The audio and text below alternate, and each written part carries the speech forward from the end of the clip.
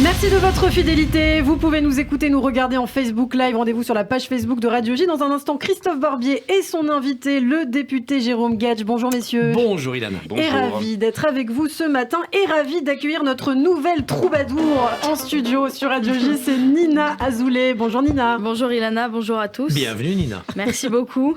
Alors figurez-vous qu'aujourd'hui, 15 novembre 2022, on l'a évoqué, c'est une date importante. Bon, déjà parce que c'est ma première chronique auprès de vous Bravo. Ilana, et je suis ravie. Au passage, j'embrasse Cyrielle que je retrouve demain à 15h. C'est bien. C'est fair play. Ben oui, quand même. Mais le 15 novembre 2022, donc comme on l'a dit, c'est la date où on franchit le cap des 8 milliards d'habitants sur Terre. J'ai envie de dire la flemme. Voilà. Franchement, quelle flemme, encore plus d'humains à supporter. Comme quoi, les vieux se maintiennent. Hein. Vous voyez, Jérôme Guedj, votre plaidoyer pour les vieux porte ses fruits peut-être.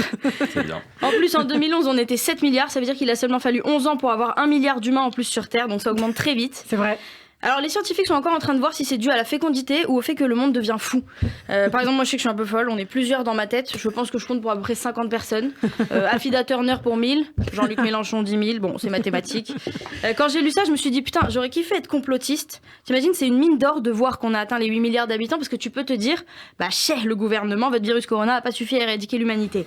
Bon après si j'avais été écologiste... ça peut être une très mauvaise nouvelle pour les écolos. Après, je suis écolo, je tiens à le préciser quand même, mais... C'est bien. Oui, mais j'arrêterai jamais d'acheter chez Zara. D'accord, ok. Je vais pas en dire plus, mais ouais, pas très écolo. Je parle des vrais écologistes engagés. Ils ont dû avoir peur au début, puis après ils ont dû se dire, bon finalement, entre les terrasses chauffées qui sont supprimées cet hiver, on reste dans le noir à partir de 17h, pas de chauffage. Bon, il y en a bien 2-3 qui vont crever ou se foutre en l'air, donc on va vite redescendre à 7 milliards. Oui, non, attention, ne faites pas ça, évidemment. Pour ceux qui seraient déprimés de l'hiver, j'ai découvert une méthode qui permet de passer un bon hiver serein et heureux. Déjà, manger, les amis. Mais aussi la méthode du Friluftsliv. Je sais pas si vous connaissez. Non, pas du tout. Vous connaissez, Christophe? Non, pas du tout. C'est un truc danois.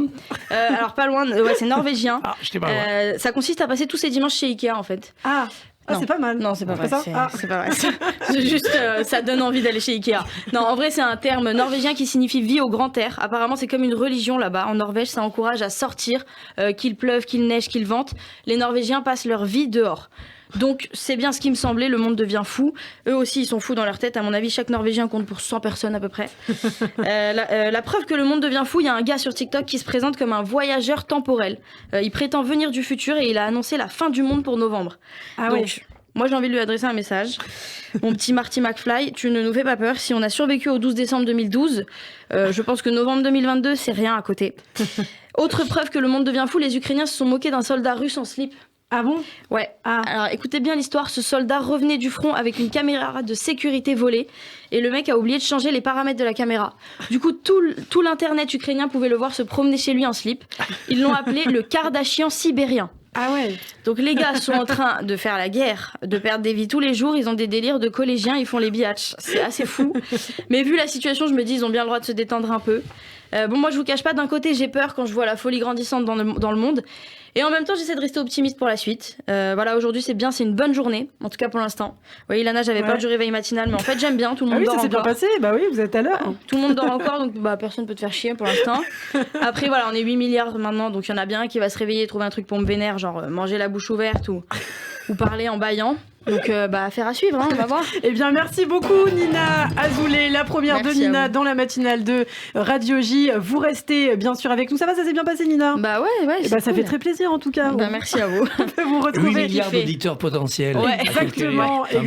Alors, absolument. à 7h du match, je sais pas, mais ouais. Nina, on vous retrouve donc dans l'après-midi de Cyril Saracoen. Donc, jeudi, c'est ça? Mercredi. Mercredi, demain, d'accord. Demain à 15h. Exactement. Voilà. Eh bien, merci beaucoup, Nina. Tout de suite, l'invité de Christophe Barbier. Bien sûr, vous pouvez nous regarder en Facebook Live. Rendez-vous sur la page Facebook de Radio J. Et son invité, vous le connaissez. Il était notamment dans l'équipe de campagne d'Arnaud Montebourg.